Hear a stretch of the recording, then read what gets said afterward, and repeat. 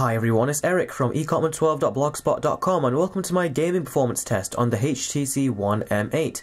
Now a big thanks must go to Vodafone for sending me this handset over to review, and a link to their website will be in the video description.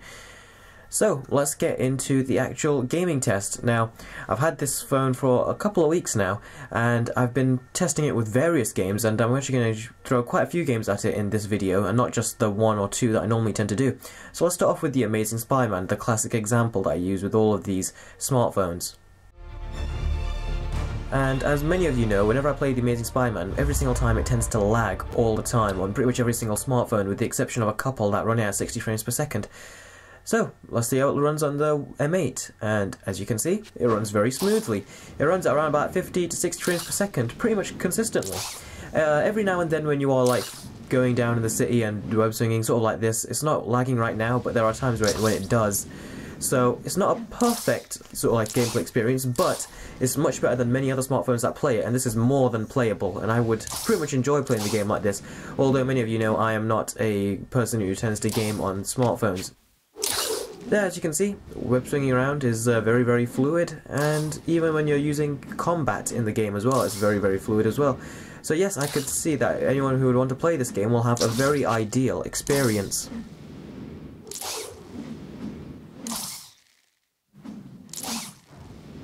Okay, so let's move on to Asphalt 8. Now, this is a very, very pretty looking game, as you can see, very, very good graphics, and just take a look at how it's running. Extremely smooth. Now, I particularly don't like this type of game because, you know, it feels like if the car drives itself, that's not particularly very good or intuitive as a racing car game.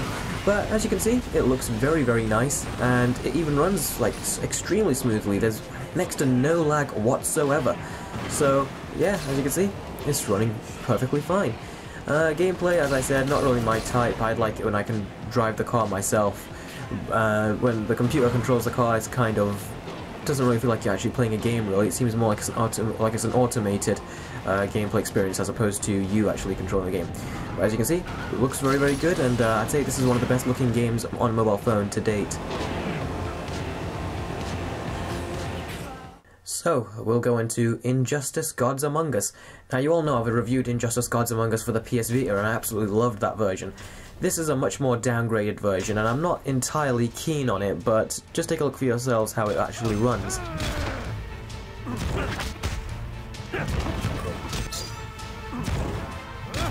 So, as you can see, yeah, runs very, very smoothly.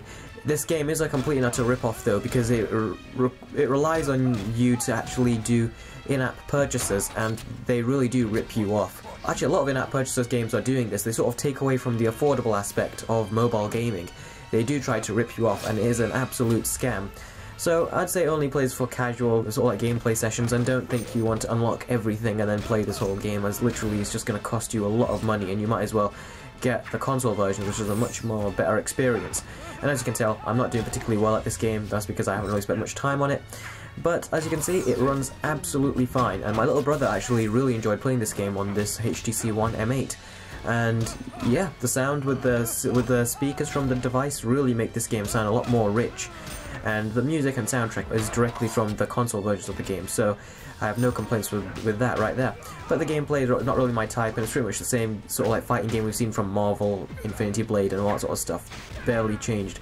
So, as you can see, the game runs fine. Let's move on to the next one. Okay, so let's go on to Dead Trigger 2, which is the final game, and this is one of the... I did say Asphalt 8 looks like one of the great games, but as you can see, this looks like a truly fantastic game. It didn't look this good when it was initially released, but as the game went on in development, they've obviously given it updates to make it look better. Now, I just wish they could make it look better from the get-go, instead of making it look better as it goes along, because if you've played this whole game once, you're not going to play it all again just because it looks better.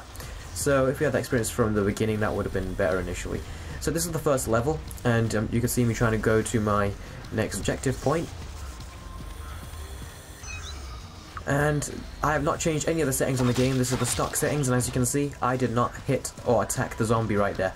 So that was a very, very bad thing for the game to actually have an automatic sort of like hitting mode. I mean, how lazy can you be not to actually shoot or attack the zombies yourself? I mean, this is not playing a game, this is just automated. This is really not good. So yeah, you're definitely going to want to turn this option off if you want to have any fun at playing this game at all.